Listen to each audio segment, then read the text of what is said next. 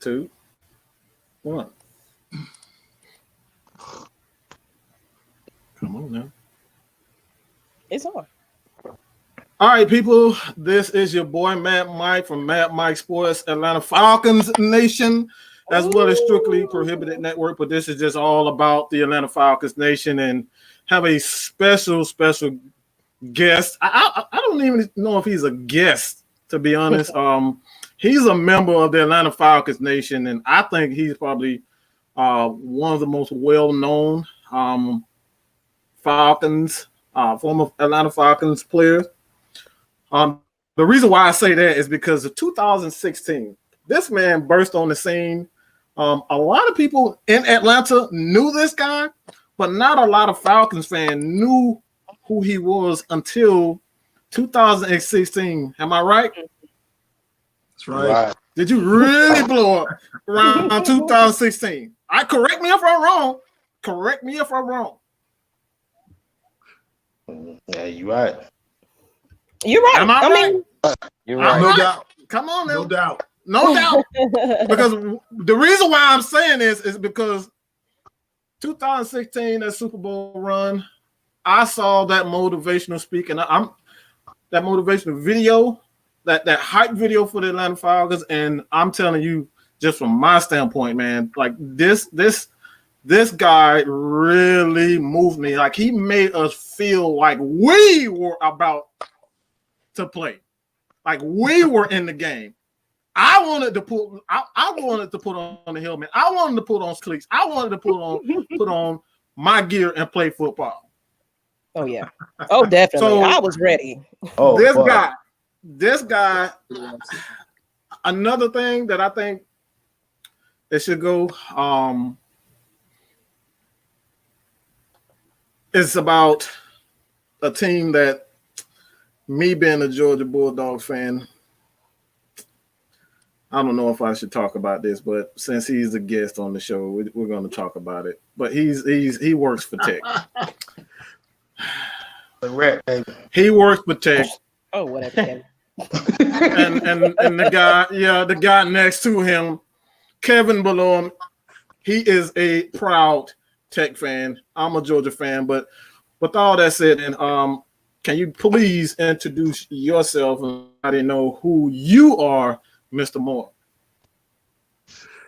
Well, I want to first thank you all for having me. This is a real honor, and gosh, I've been looking forward to the hopping on and chopping it up with you and your awesome fan base. And again, I've been around Atlanta for now 20 plus years, 23, 24 years, and as a resident of South Georgia down in Albany, Georgia. That's right, I'm a South Georgia boy. And my wife and I and our 3 children, are here. They're all young adults now and graduating college. One went to Mississippi State and was actually a news anchor in Augusta. My oldest daughter and I've seen a couple of videos for that. Yeah. Yeah. My youngest daughter is at the University of Georgia. You know what? No, you know what? We can come on here and throw the shade. We're here for it today. But you know what? Georgia. We consider her to be the black sheep of the family. Oh, it's okay. She made the right decision. That's okay. We're gonna keep her though. We're gonna keep her. But and then I have wow, you gonna keep her? We're gonna keep her. Wow. But I have a son that graduated a couple of years ago from Kennesaw State, and so we love everything about the ATL, and certainly I've been able to be a part of the vibe and the scene in Atlanta. And certainly one of the greatest cities in the world. And for so many reasons, it is just an incredible place to live with some of the most talented people on the planet. So again, thank you guys for having me on the show tonight. Thank you. It's an honor, actually. Like, you are legendary to me because that, like we said, that was just, I mean, you're on the likes of Jermaine Dupri and all those, every motivation. Like, Atlanta Falcons does a great job with hyping us with the Rise Up chants and the videos, and then your videos. It's just like we get so ready and pumped But I guess, unfortunately, this year it's going to probably be in the living room being pumped. But nonetheless, we excited. But, it's an honor for you to be here, though. Thank you. I have a question for you. And this is kind of going into where you grew up. You mentioned that you was born and raised in Albany, Georgia, from you're a South Georgia boy. What kind of inspired you growing up, and like, what did you want to be besides a football player? Like, I want to know, like, the real person. I want to know Derrick Moore. Like, who is Derrick Moore? What did Derrick Moore want to be besides a football player?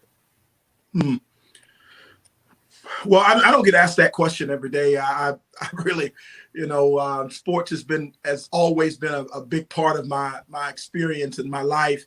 My mother, I was raised, I'm not suggesting this is unfamiliar with your listeners or your viewers. I was raised in a single parent home, and my mom, took the reins and championed raising 3 children, and certainly to be an African-American mother and to have been given the task of having to raise 3 children independently of a father in the home was not an easy task. And to watch her do the things she did, work the way she did, but led with just unbelievable character. And as a result of that, it inspired me. My mother was and still is my number one inspiration because of the responsibilities she had to embrace and kept us on track to become something. Oh, yes. And I can't say enough about her inspiration. My mom was a talker. I think I got that honestly. Yeah, we can say that. We can definitely say that. She's a talker, man. And I think, I adopted that from her. And I remember going to, I was in the 10th grade and remember going to an event, and I saw a speaker come to a podium, and the gentleman came and gave this incredible presentation. I was spellbound. I mean, just locked in. Wow. And I said to myself, I want to do that one day. I want to be able to command an audience, be able to hold a speech, not look at any notes, be able to bring people to the edge of their seat, pull them back, be able to create emotions in them, get them to laugh, get them to cry, get them to get excited, get them to sit back. That one experience really just bona fide in me that I wanted to be a keynote speaker, a presenter, a motivational speaker. I've always had that in my view, and as a result, I was able to at least get a chance to touch it. So that's sort of what inspired my mother and my desire to really be a keynote presenter. Awesome, that's amazing. There's nothing like that mother's love. Like, I have 4. And look, I'm their motivation, their rock. For some time, it was just me. I have a son that has a disability. So it's hard work trying to work and take care of children and just raise them right in this, the society right about now. That strength, and for you to get that from your mother and to carry that on that's beautiful to me. That's honestly beautiful. Always honor your mother. Always honor your parents. I'm thankful that I always had both of mine, so it's an honor. It's definitely an honor. Yeah. Well, I actually, I have a book called Raise 'Em Up, which is dedicated to my mother. It's how a single mother raising, a black teen, a black young man, and how she was able to achieve it. So that's one of the books I've written also called Raise 'Em Up. So we're excited about that as well. Okay, Raise them up. I'm gonna look for that and drop the link. Is that on Amazon? That is on Amazon, yes. Perfect. Perfect. Okay. I about to say, I want to know what was your inspiration when you made that speech? Because I know you had me crying. I ain't even going to lie. Wow. Try to take us to the promised land with that one. Well, If you're speaking of the Falcon videos, yeah, they're just the speech itself, man. wow. Yes. Well, the Falcons again.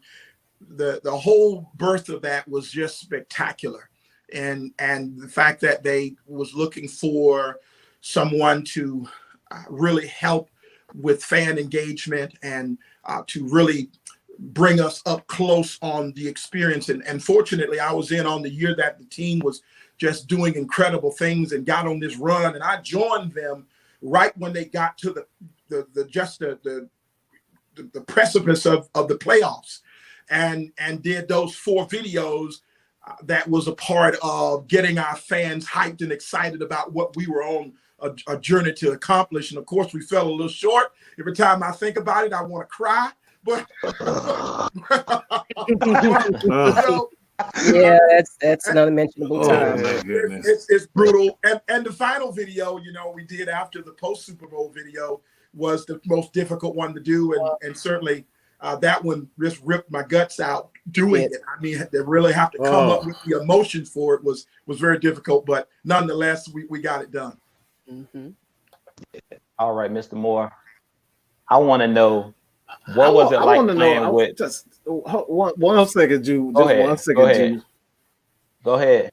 Just 1 second. We gotta talk about that Super Bowl. I'm sorry. We're gonna get to that one, but I have to get this because I've been waiting to hear his.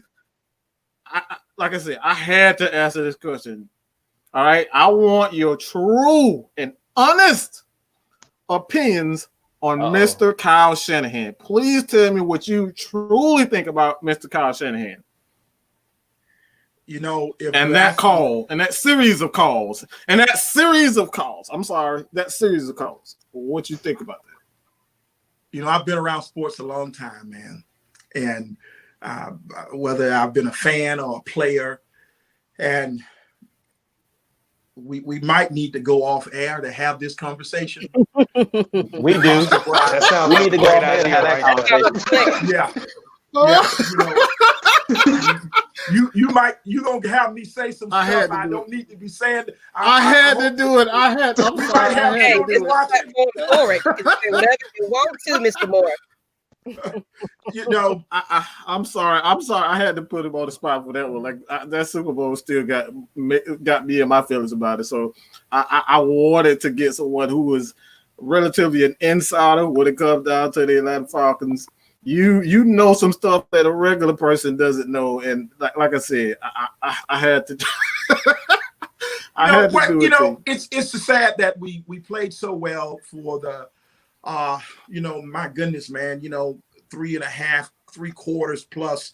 The team was absolutely amazing against one of the greatest quarterback, arguably the greatest quarterback to ever play the game in Tom Brady, and certainly we found ourselves in quite a situation with them scoring offensively and getting back in the game. I thought the game turned when if we run the football, if we run the football, kill the clock, I think certainly we would have, and I know it's hindsight's 20/20 and all of those things, and in the moment you don't nearly know what an OC is going through. And you got to give him at least some respect for him being the one that's got to make those calls. Now, he gets paid a lot of money to make those calls. But nevertheless, when you're in his shoes, that's a different animal. But certainly, if you poll most people that's in the business, we'd like to have that back and give that ball to that running back and kill that clock. You've got one of the best field goal kickers in the game that could get us 3 points, and certainly don't give Brady a chance to get back on the field, put him in an impossible situation to win the game. And I think we didn't get a chance to put him in an impossible situation by not putting the ball on the ground and killing the clock. Hey. Right there already. See, we right there. That's what everybody was thinking right there. Well, Mr. Moore, I want to know what it was like playing with the likes of Dion Sanders, and Barry Sanders. Dion Sanders is my favorite Falcon of all time, favorite player in the NFL of all time. So tell me what it was like playing with those two greats, Hall of Famers. Prime time. There you go. Y'all could be all night talking about those guys. Dion and Barry. It's amazing that both Sanders. Which is pretty interesting. But Dion, when I got to Atlanta and became a Falcon, of course, you think about the greatest players in the world. You get the locker room with, you get to share space with. And I remember watching Dion come into the locker room, and he surely is prime time now. You know it's him when he's coming. And certainly when he gets to the field, you recognize a skill set that only God could have given someone. And certainly he worked on his craft, and certainly was an incredible worker, but he had some things that you just couldn't coach. You can't coach 4-2, 4-2-1, 4-2-5. You get out of the bed. He could get out of the bed and do that, but you never really knew how fast he was, because Dion, he never seemed to be at full speed. You always knew he could run as fast as he wanted to run, and unfortunately, that was faster than anybody on the field. And but if you want to consider what a true shutdown corner was, Primetime was a true shutdown corner. You didn't want to challenge him. You didn't want to go that way. And he'll bait you into doing it too. He loved baiting you into coming there, because he knew he had the skill set to react to a ball faster than most people, and he'll ruin your day, man. He would ruin your day. So, and then he could go back on punt return. He could take a punt. Now, he catch that punt in space. You've got a lot of problems now on your hand. So he was an electric talent. I consider him the greatest cornerback to ever play the game. That's my opinion. That's my story. I'm going to stick with it. I'm going to die with it. Okay. But he is, to me, the greatest corner ever play. Yes. Barry Sanders, to me, the greatest running back to ever play. I felt like what Barry Sanders was, you could not coach it. You had no way of explaining how he could torque his body and do the things he could do. He was like, someone said, describe him for me. I said, I'm a Southern country boy down from South Georgia, and I know what it's like to try and catch a chicken. And Barry Sanders was like trying to catch a chicken in the yard. He's over here and he's over there and he's over there. And he's over there. Yes, I know exactly what you mean. You couldn't get your hands on it. Hey, my mom was from Alabama. I know. I got Alabama roots too. I know exactly what you mean. You couldn't catch him, man. He was electric. I've seen him make runs that you would think I was lying about it and making it up. But, Barry Sanders goes down in my book as the greatest running back ever. And I feel like I got the opportunity to play with the two greatest players in their respective positions on the highest level. They were unbelievable. There is no other way to describe it. And you know what? They both did more unbelievable things in practice that you never saw than they did in games. Wow. That is scary. Wow. So would you say that was the greatest threat? We have a question from Caden. Who was the greatest threat at running back when you played in the NFL, in your opinion? The greatest threat? Mm-hmm. Probably the best running back? Yes. Well, I got to play with a lot of great ones, that's for sure. But again, it's hard for me to get away from 20. I would call him 20. Is all I would call him. When I went to Carolina, I would call him 20. When I went to Carolina and I was a starter in Carolina, and I went there and I wore 20 in honor of Barry Sanders there in Carolina. Wow, I didn't know that. And for a lot of reasons, these guys weren't just great superstar talents. They were great human beings too, and they are still great human beings. They were unbelievable people that really took me under their wing and basically was mentored me and encouraged me. Those guys were incredible. Okay. We have our next question. What was your experience with the expansion of the Carolina Panthers in 1995? What was that experience like for you? Oh, wow. Gosh, that was a really, really bizarre time in a lot of ways. we didn't have we weren't in Charlotte. We weren't in Charlotte where the organization resides today. It was an expansion organization. And so we would commute from Rock Hill, South Carolina, where we had our headquarters and practices, to Clemson, South Carolina, where at Memorial Stadium, where we played our games on Sunday. So we played in Death Valley over in Clemson on Sundays, and the season for an expansion team, we won 7 games that first year. I joined the team actually the second week of the season. I was in San Francisco with the 49ers prior to that, and then came over to they were looking for a running back. They didn't have a running game, and they brought me over. And by the second week, my first start was the second week of the season in the Georgia Dome against the Falcons. Wow. Oh. Yeah. Wow. Yeah. Wow. Isn't that ironic? Yeah. Hey. Ironic. Yeah. You got God written all over you, man. That's right. That's right. Destiny. It was awesome. Destiny. We All have right, one just question destiny. in the audience. We have one question from Positive Love Thinking. We just go back to your college and pro days. What is one of your greatest memories when playing football, college, and pro? Oh, wow. Greatest college memories. I remember as playing ball, I didn't realize just how much I had as an athlete. I was a late bloomer. I've said that to some people on some previous programs, that most of my development came late. I always say the kids out there that if you're not where someone else on your team may be, it doesn't mean you won't eventually get there. You just have to keep working. You have to keep pouring your sweat equity into it, because you can develop over time with a lot of hard work. And that was the case for me. And I remember making a long run in a big ball game, about an 80-yard run. I never knew that I had that kind of speed, in a uniform, and I could outrun angles and I could power past people. And I made a run like that in a ball game. And I realized that was a really special moment for me. And basically realized what I had.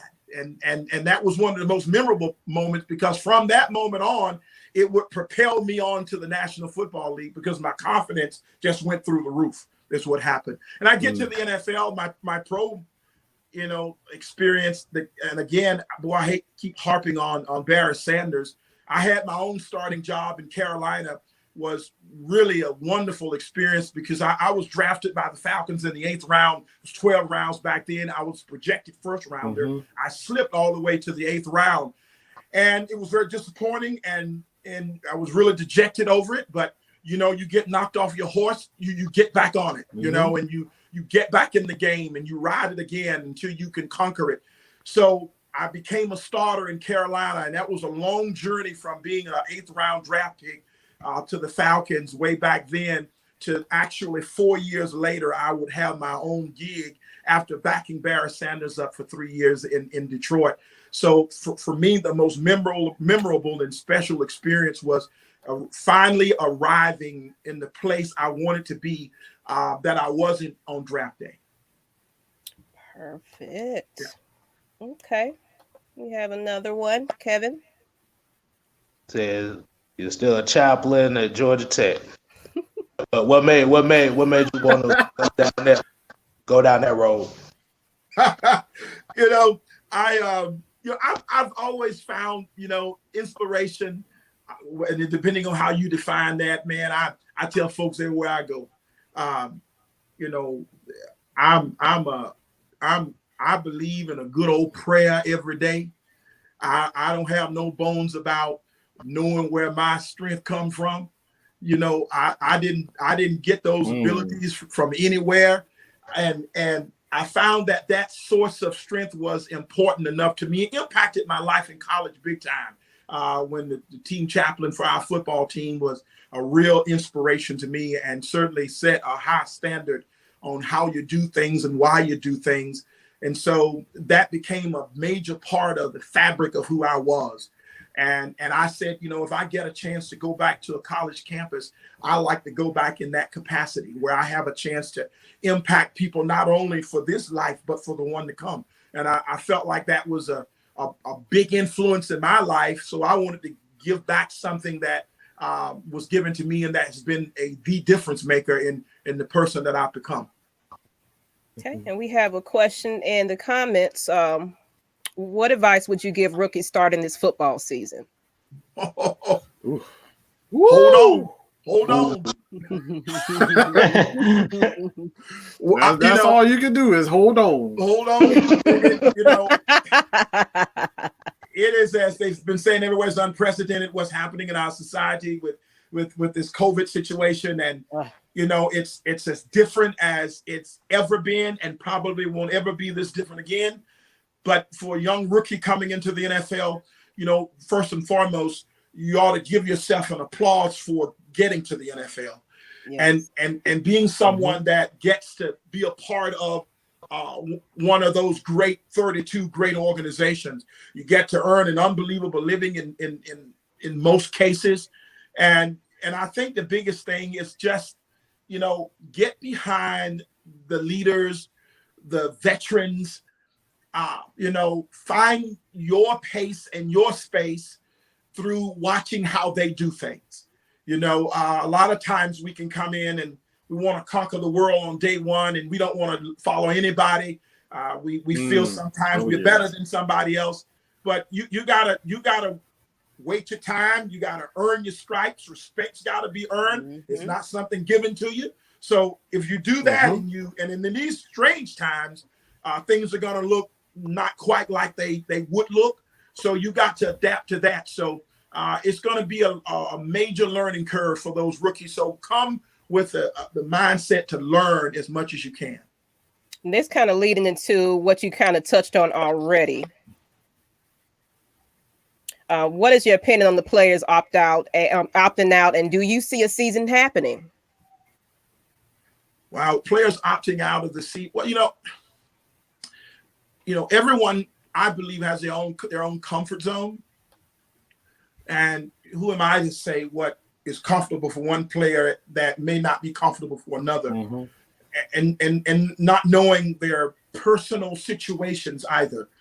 There are some things that, unfortunately, hello, you don't get to know everything there is about everybody. I say that to people all the time. Sometimes we think we're supposed to know everything there is to know about everything. Yeah. And it's just not the case. Those guys have personal, private lives, and they have wives, they have sons and daughters and children, they have families, and the conversations they're having in their homes is privy to them. We hear the results, but we don't hear what leads up to those results.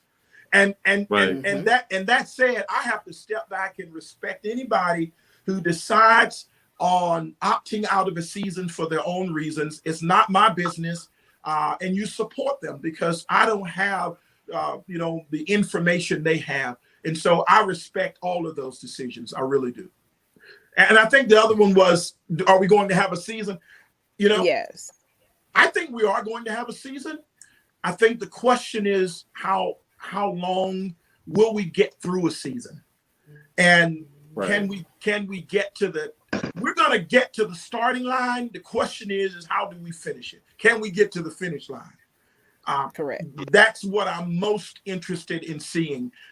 With all the protocols and all the things that are in place, we have enough in place to get started. The question is going to become, do we have enough in place to finish it?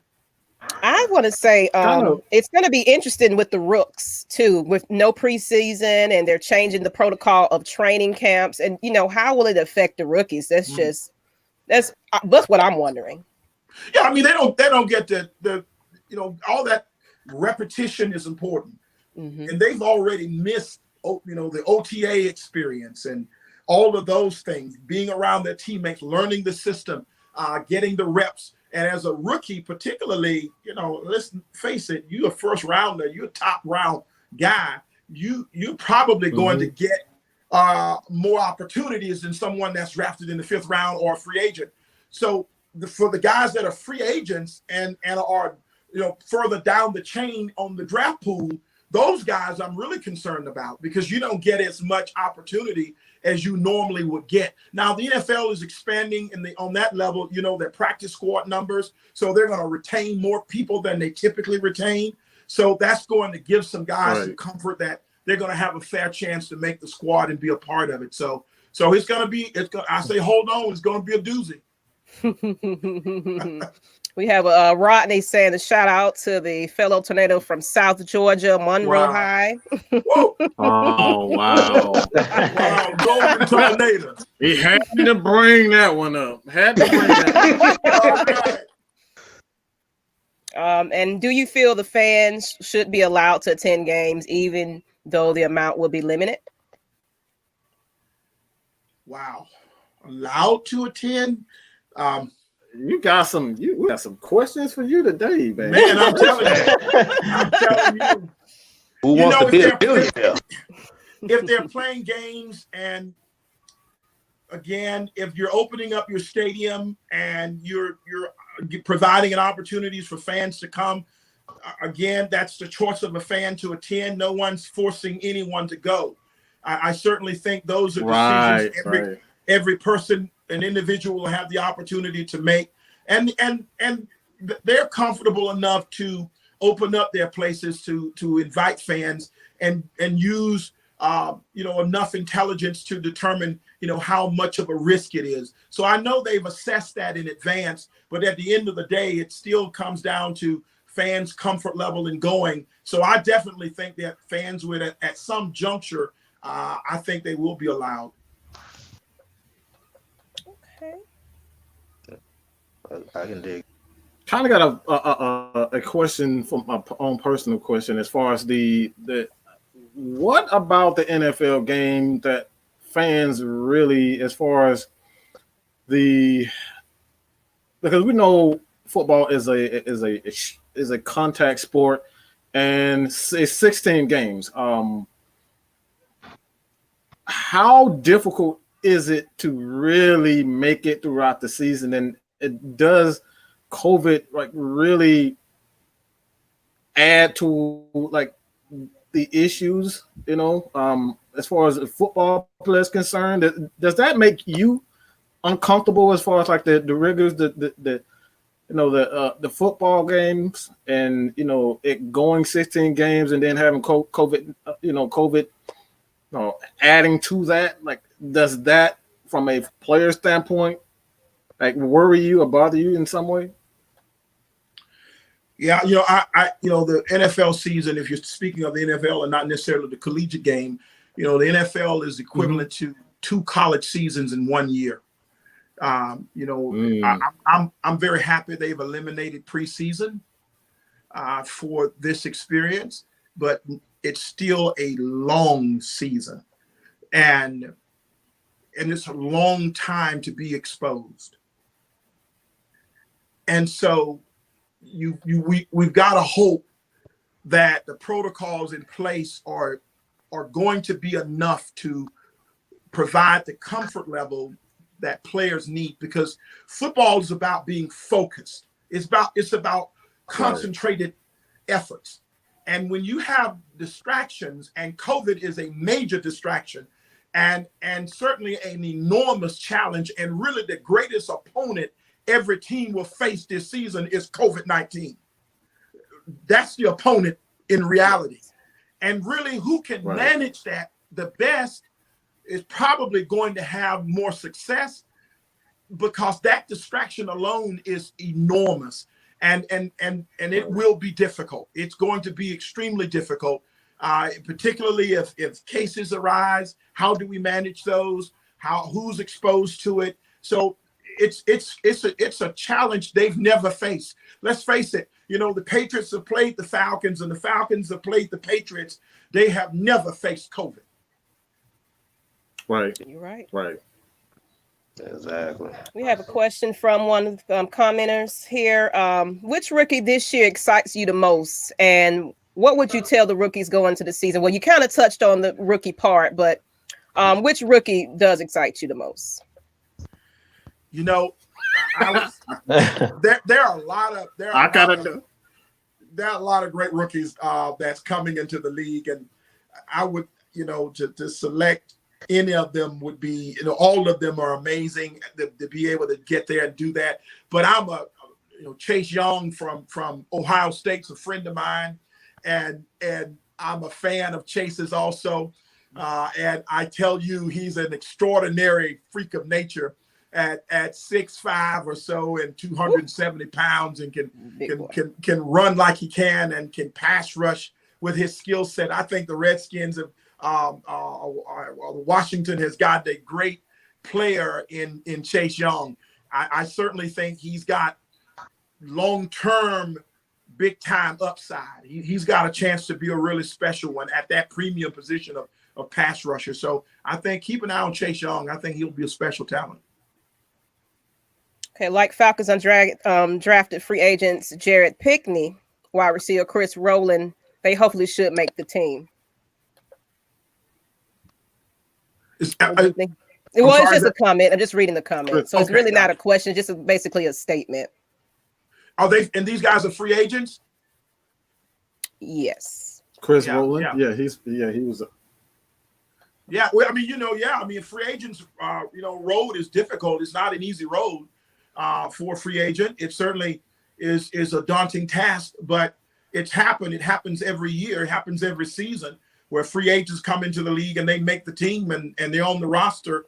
And so these guys will have an opportunity to do that, so no doubt it's an uphill climb, but certainly you never know how rosters are going to shape out when it comes to opportunity, performance, injuries, all of those things. Even economics play a role. So you never know how it shapes out. You just got to stay alive every day, meaning stay involved and engage and make the most of every rep you get.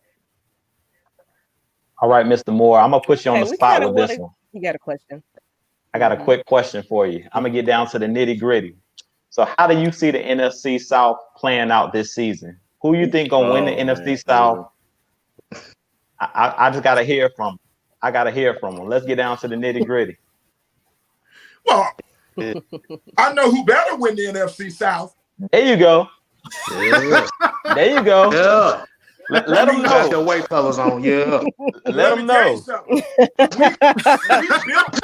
We're built to win it. We are built to win it. Oh, yes. We've got personnel. I like the draft pick this year. The Falcons don't have a lack of personnel and talent. We're built to win the thing. Now, you've got to deal with that guy in New Orleans and that guy in Tampa now.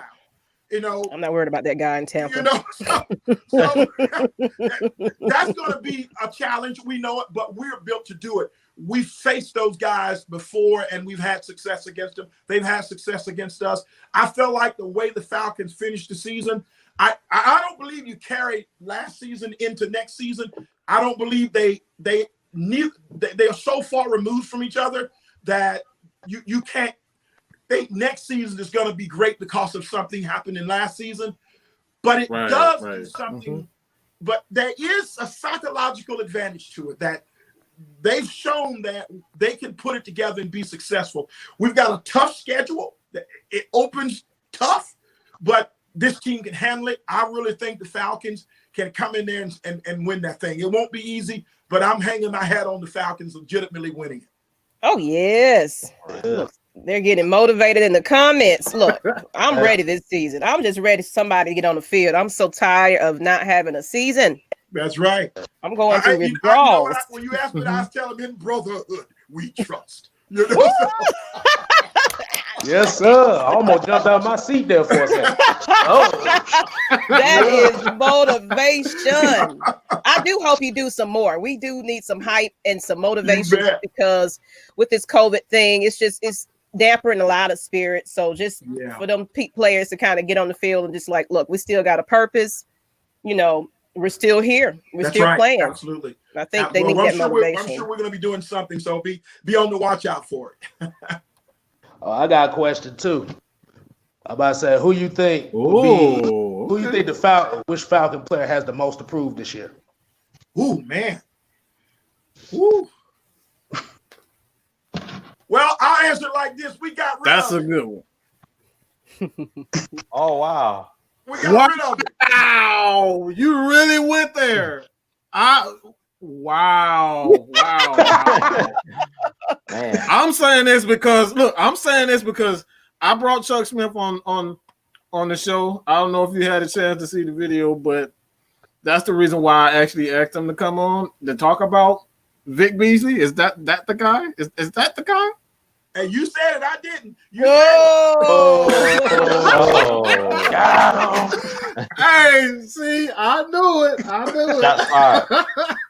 Shots fired. Hey, Well, yeah, hey, you know, you want to I be knew a that diva. was he was going. Take what you can get, Beasley. That's right. No doubt. So I think that's probably the best answer I can give you.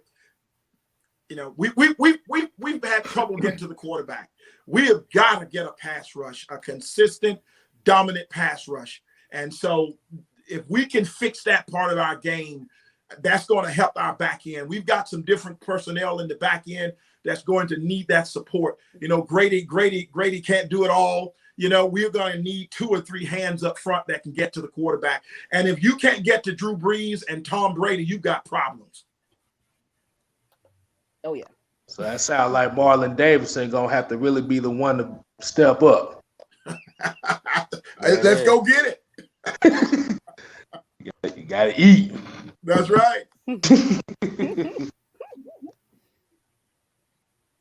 One question about tack. Mike, what you got? One question.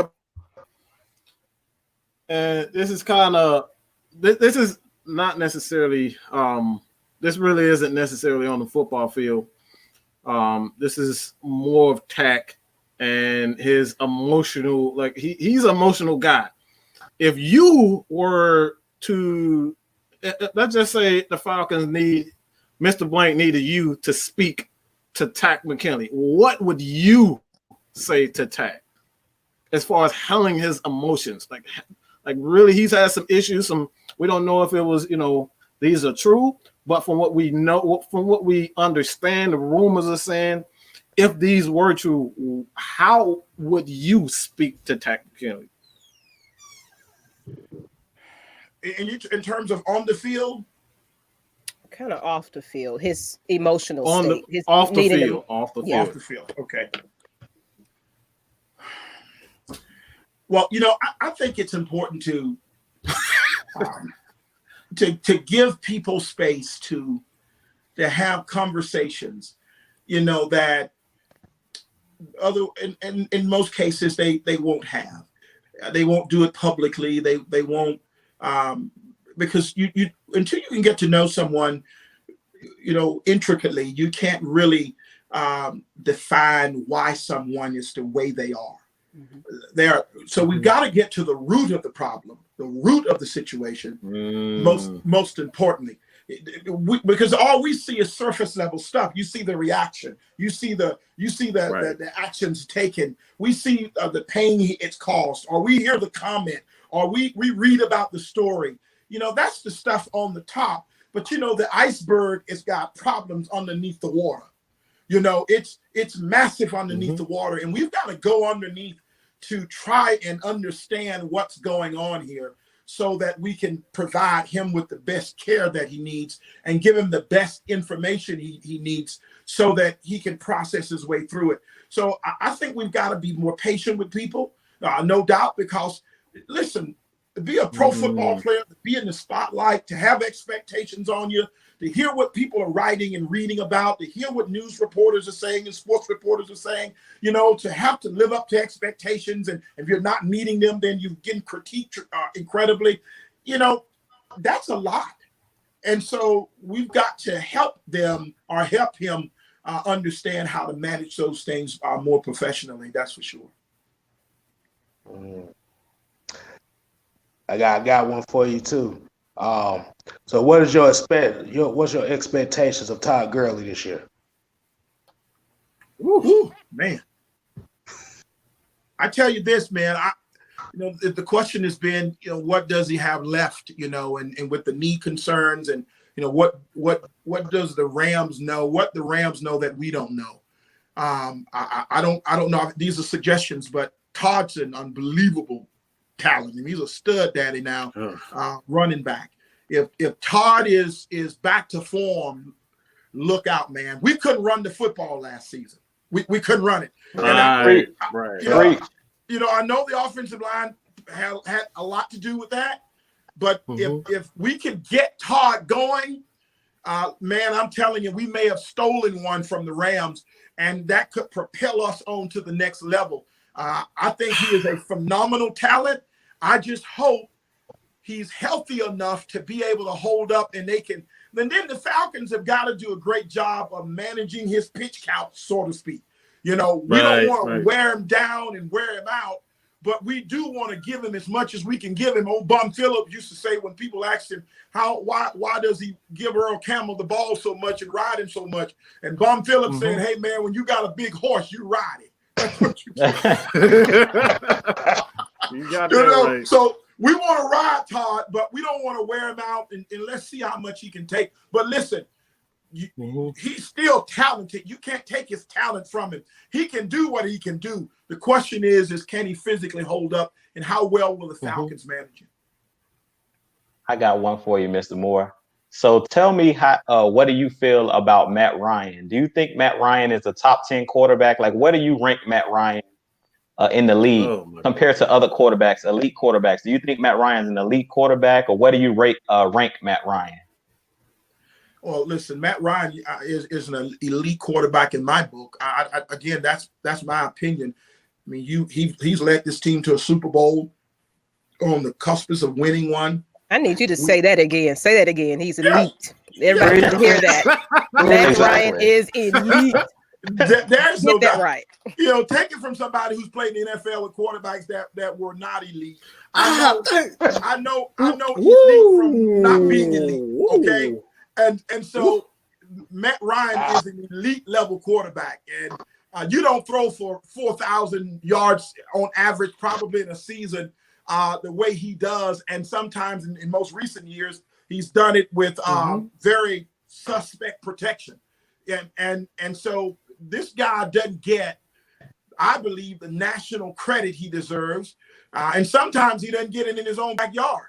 So, but I can tell you this: I'd rather have Matt Ryan than some other people. And you tell me who you're gonna put in at center if you take him out. You know, all right. Go find me a quarterback, because I'm telling you right now, they don't grow on trees. I'm telling you, they don't. And when you got one, you better appreciate him. The man got us to the Super Bowl. We've been in the playoffs consistently. Listen, get off Matt Ryan. Matt Ryan's a baller, and let's get this thing done. Hey, we got to keep giving him the rise up, but get this thing done. Yeah. Hey, we need to bring the Dirty Birds back, boy. Ooh, oh yes. We need that hype again, I tell you, because the city needs to be electrified. It's been a while. We need those parades again. We need to bring all of that back. We need to stand behind our quarterback. It was on fire. It was on fire. I mean, we're gonna get back. We're gonna get back. So rise up. So how do you feel about the NFL top 100 and him not being on that list? That's the comeback question right there. That's a comeback. Yes. Well, you know, unfortunately, you've got writers and people who have their biases, and they have their view of what they think, a quarterback is or isn't, or a player is or isn't. But at the end of the day, once again, he can't control that, and we can't control that. And I think the knock on him is going to be, which has been for most quarterbacks, is winning a Super Bowl. I think it's almost as if he's at the place where he should be, but it's as if they're waiting for him to do the one extraordinary thing that they consider the great ones to do, and that is to win the thing. And so I think he'll keep getting that pushback. I mean, listen, Dan Marino never won one, and Dan Marino, one of the greatest quarterbacks to ever play this game. So, Right. and I hope Matt can win one, but I don't think that takes away from what Matt Ryan has been for the Falcons. He's been an incredible quarterback for us. So quick follow-up. So you saying that he's a Hall of Famer, right? Say again now? I said, so you saying that Matt Ryan is a future Hall of Famer? Go ahead and let him know. I absolutely think. Listen, Let him know. There are lesser people in the Hall than Matt Ryan. Okay. That's all I had to hear. That's all I had to hear. Ooh, I like that. How is Dak and Cousins on and not ice? The only thing he's missing from his resume is the Super Bowl. Yes. That's it. I've been saying this. I've been saying this. I've been saying this. Oh my God. See, that's what I'm talking. You just gave me the motivation that I need to keep talking. I just need to keep talking and saying what I'm saying. Hey, I'm about to say, he still got time. We're a couple of running plays away from him having that. I'll leave it at that. Oh yeah. Right. Look, this could be the year. You never know. Look, we got some beef on that team right about now. I've been excited about the draft picks and everything, even though one of them on the reserve list. But hey, it's okay, Rooks. But I think we got a nice little thing going on. I think they did a great job in the free agency and draft and everything. No doubt. That's my opinion. No doubt. I agree with you totally. I do. Yeah. I think they just had to change that mentality a little bit, get a little bit more nasty. It's going to be interesting going forward. That's for sure. I can't wait for this season, even though this is a weird season we're going to go into.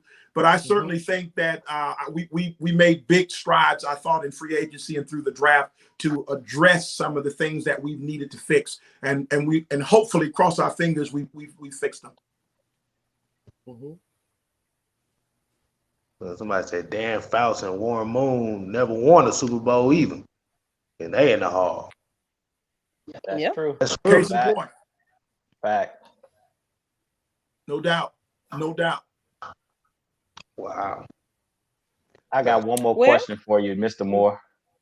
So I've been pushing on my channel, and you're a former NFL player, so you had a credibility to say this.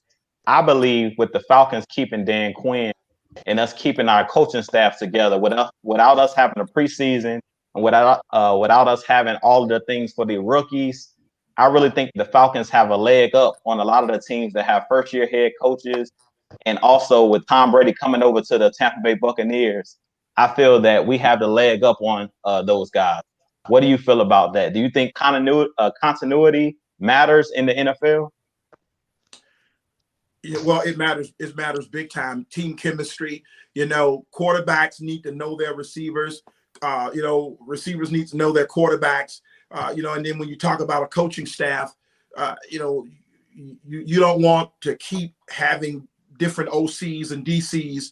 It's a swinging door and people are going in and out the door. I certainly think that, again, Arthur and Dimitroff and all of these, the leadership executive team for the Falcons, they got it right, because you're absolutely correct.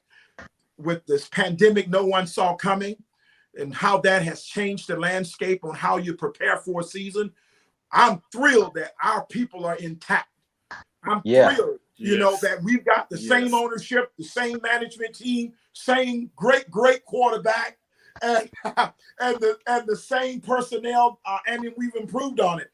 So that was a great decision to keep DQ on board. And Dan's a phenomenal coach and leader. And certainly we've got to do more. We get it. We've got to get started quicker. We've got to do all those things. But, listen, man, we were just in the Super Bowl a couple of years ago, a few years back. Exactly. And we can get right back. This team is still built to do it. Listen, Julio Jones and Matt Ryan, and now we've added the great Todd Gurley. You've got this young team coming back on defense. This team is still poised. The window is still open, to win that thing. So let's keep them together and let's see, can we make one more run at it? I'm glad they did. Oh, we will. I'm glad they did. We will. I'm going to be talking. I'm going to be talking so much crap because they hate every time I say the Falcons have a Super Bowl caliber team. They cannot stand it when I say that. So look, this man has played in the NFL, so I dare you to call me crazy now. I dare you to call me freaking crazy. I'm taking this all the way. I'm taking this. Look, what was your longest run? You said it was 80 yards? I'm taking it 80 yards down the field. I'm pulling a Derrick Moore. That's what I'm doing. That's right. That's right. I love it. That's good stuff. That's good stuff. Well, let's change the tempo a little bit. We kind of want to still go back into, what you're doing, off the field. We want to get into your writing. You are an author. So tell us a little bit about the book, The Great Adventure. And you mentioned another one as well. Just give us a little bit about that. Well, I've had 3 books of great adventures. One, the other is Raise Them Up.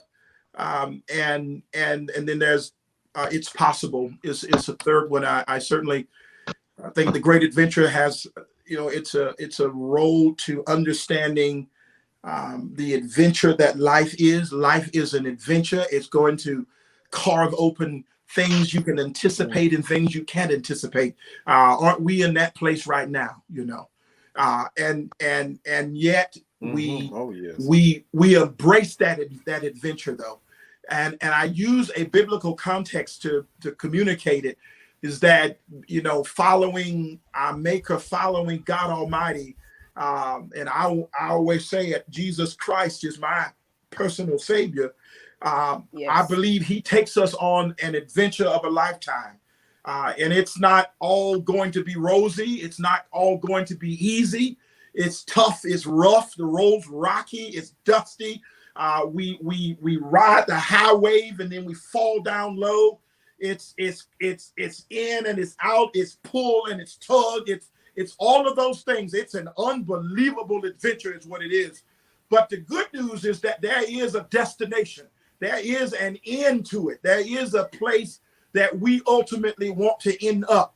And the way you do that is by embracing all of these things that come with that adventure. And we survive it. So The Great Adventure is a book built around taking you from where you are to ultimately to where you really need to be. And all of us were born in one place, but we weren't built to stay in that place. We were built for destiny. We were built to reach and find our dreams and goals and aspirations. We were built to meet certain people, to have certain encounters, to go on certain ventures. We were meant to run and not walk. That's what we were meant to do. So that book is a go get 'em type book of grabbing your attention and taking you on a real ride.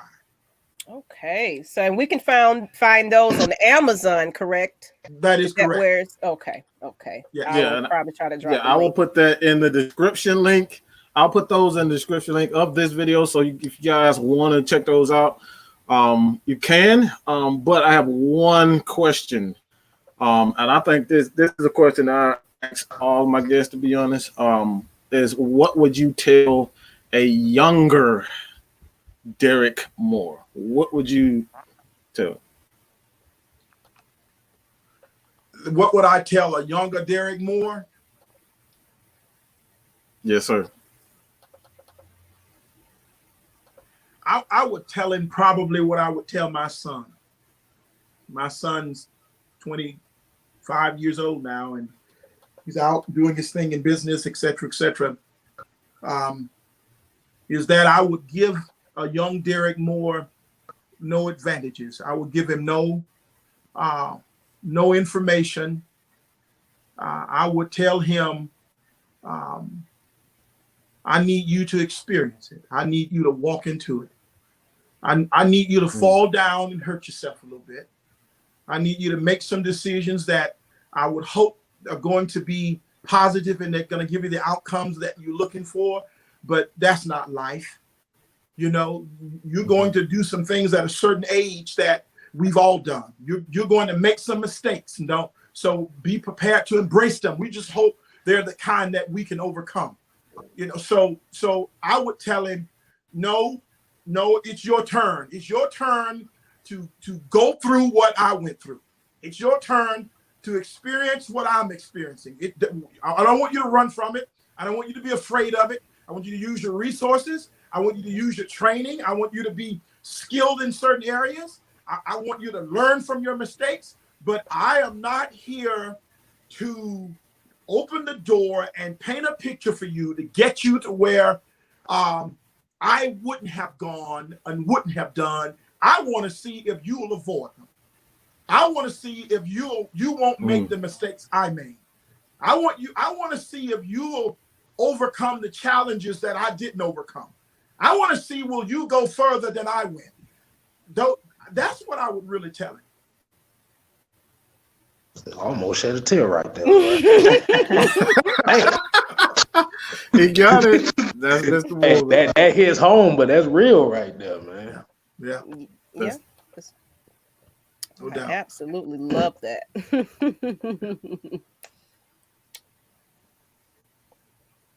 Go ahead, Mike. So with that being said, I truly, and please don't take this lightly. For a guy like me who is to build anything from the ground up, I love every bit of what you said. We've struggled and we've done this for, again, this has been our dream from the very beginning since we met each other, Maggie and I, and like we've had that image and we've never given up. And the struggles is what made us. You know, where we are right now. A lot of people say, "Okay, Mike, you're doing YouTube and you're doing things that are great." I have people that come and say to me, and Maggie, she receives it. I'm sure you guys receive it also. But these young kids, they truly are watching everything that I do, and from a level of influence, the little influence that I do have, I have to be, careful about how I say things, how I do things, because kids are watching. Even when you think people aren't watching and you think your life doesn't matter, what you're saying right now, it doesn't matter.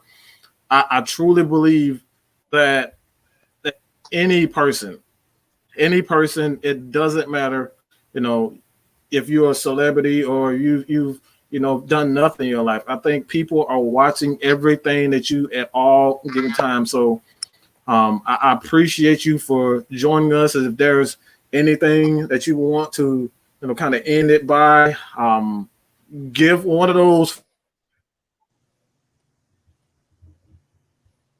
We lost your sound. We can't hear you. All right, Pootie time. Well,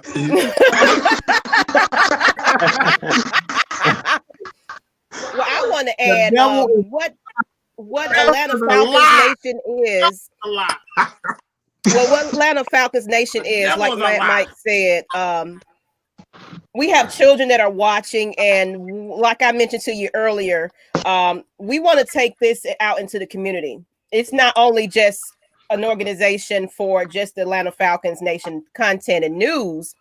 We just want to make sure the youth stays off the streets. We're looking to bring facilities for them to, play football and things of that sort. And we just want to bring that positive back into it, into the youth, because this generation right now, it's just a lot going on. I feel that they just need a bit more structure. We have teachers now that are, retiring because they can't handle them sometimes. So we just need to bring it back to getting discipline in these children and getting them back focused on being motivated and being inspired to be better for themselves instead of following with the wrong crowd. So that's really what's the purpose behind Atlanta Falcons Nation. So everybody make sure you follow us on Facebook, Twitter, and as well we have a YouTube channel that is in the making, but we just want to inspire so many people. Well, I think Max wanted to say something about saying something at the end, my final words of something of that nature, or yes, some type of inspiration of some sort. You know, I grew up as someone who listened to a lot of speeches, and I make a lot of speeches, and certainly to a lot of people groups, whether they are corporate organizations, Fortune 500 companies, athletic teams, whether it's a church organization or university. I've had the good fortunes of doing a lot of keynotes, and but of all the things I learned and that's moved me, and I hope I can remember it. I'm going to try and quote it. It's a poem called "I Can," and we're all faced with obstacles and challenges every day. We're battling, and we're in a fight. We've got our sleeves rolled up, and we're getting after it, and we've got dreams that are right in front of us. We can almost grab them. We're that close to them, and we find ourselves, not possessing them. And so, I always say that I was never the person that was the biggest or the strongest or the smartest, but somewhere along the way, I convinced myself that what I wanted to do, I could do it, and I had to convince myself of that without someone telling me that. But yet I had some people tell me that. And then there was a great poem I would say, if you think you dare not, you don't. If you like to win and think you can't, it's almost a cinch you won't. If you think you're losed and you're lost, for out in the world, you'll find that success begins with a person's will. It's all in their state of mind. If you think you're outclassed, then you are. You have to think how to rise before you can ever win a prize. Life's battles don't always go to the stronger or faster man, but sooner or later, the ones who win are the ones who think they can. I was never the biggest, the fastest, the strongest, the most talented, but the one thing you were never going to beat me on, you were never going to outwork me, you were never going to outclass me. Woo! And with those two things, you were going to be in a fight of your life dealing with me.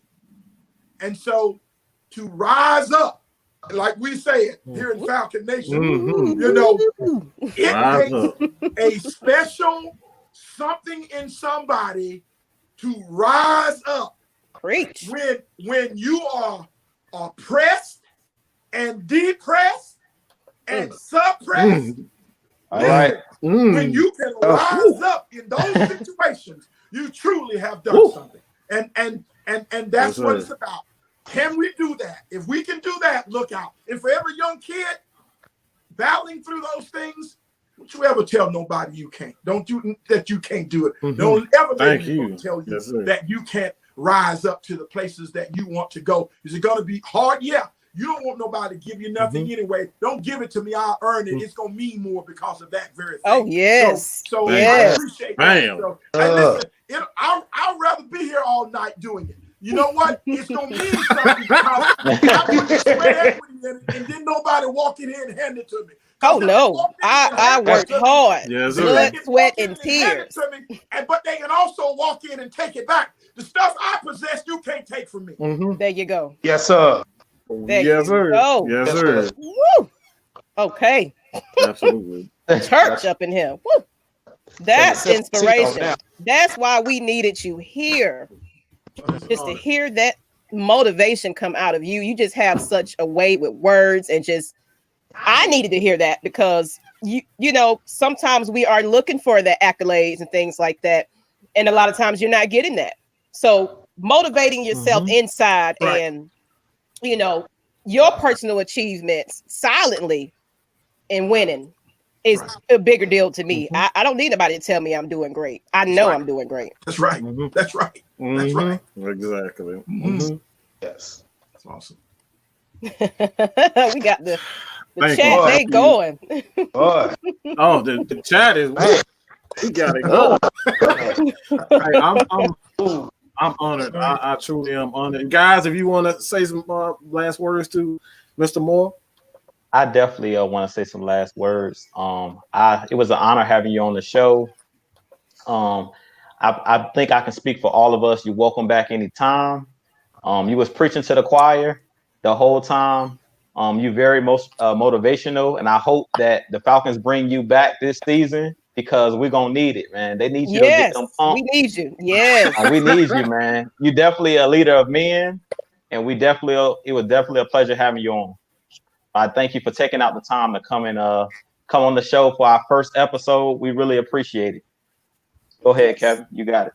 Oh, same thing Drew said. But at the same time, I appreciate you because you've taught us other things that we have to look at ourselves. And why? I still got the goosebumps right now. I hear it. Yeah. But like I said, we appreciate you and everything you've done. And like I said, rise up. I love it. Thank you. Thank you. Well, thank you all for having me. It's been a real honor. And when I was asked to come on the show, my chief of staff contacted me to share this opportunity, and certainly I was excited and to be on board. And we live in a great city, and we've got great sports here, great businesses here, great people, great leadership, and it's great to be able to come on and support whatever I can. So I appreciate it. And I'll be back. Certainly get me back sometime down the road. Please, and hopefully come back. We'll put together some videos for you this season and get our team all riled up and ready to go and our fan base. And you can add me to the videos. Let's go win us the Super Bowl this season. I want to be in the video with you in the background with the sign. That's right. Yes, we would love to bring him back. Definitely. That's inspiring. We definitely do appreciate you, Mr. Moore. I don't know if we're going to continue on from this point because we do. This is still Red Cup Rants 2. So I don't know if you guys want to continue on, or are we shutting and closing out? It's up to the man of the house. Do y'all want to talk or not? It's Mr. Moore. Man, y'all. It's up to the man of the house. Hey, we can keep it. I think we got people that want to keep the content going now. Mr. Moore, you're welcome to stay. But if we're taking up your time, I've got at least another 5 to 8 minutes before I've got another segment. Okay. But I'll hang in here for a few more moments just in case someone wanted to ask a question or something. All right. I love it.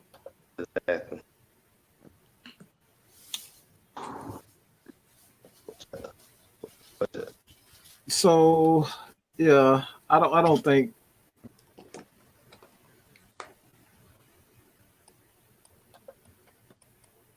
well, since there isn't any more questions, I will say this. Again, I thank you for joining us and whatnot. And like I said, what we're trying to do here with Atlanta Falcons Nation is to bring everybody together, and because like I said, we've had the national media bash the state of Georgia. We're not just talking about the Atlanta Falcons. The state of Georgia, just when it comes down to the national media, they don't want to respect us. They don't respect us. Everything that we do bad is highlighted. Anything that we do good, it's ignored. So it's all about positivity and what we're trying to bring. And again, man, this is the reason why we reached out to you, because you're one of the most positive influences. Even at Georgia Tech, I had a friend who actually played at Georgia Tech, Darius Williams, and he is. I've heard some things about you, not just since you've done this with the Atlanta Falcons, but you're definitely an inspiration as far as just Atlanta, and continuously just doing what you're doing in the community, church. Like I've been watching a lot of your speeches on YouTube. You guys, if you need to see, you can go to his website. You can go to the description of this video when it's finished. But again, man, I appreciate everybody for joining us, man. This has been an honor for me. Like I said, man, I truly appreciate it. But guys, this is the end of the Red Cup Rants, and I appreciate it. If you guys are new to the channel, we'll have Mr. Moore back in the future. But again, man, I appreciate everybody for supporting me. I always remember where I come from, and I didn't have this in the beginning. I had to work hard for it, and now I'm here talking to one of the more influential people, people in Atlanta. So thank you, Mr. Moore, for joining us, and you guys, thank you for joining Mad Mike on Mad Mike Sports, as well as Atlanta Falcons Nation and Strictly Prohibited Network. So thank you, appreciate it. Rise up. Rise up. Rise up. Good night. Good night.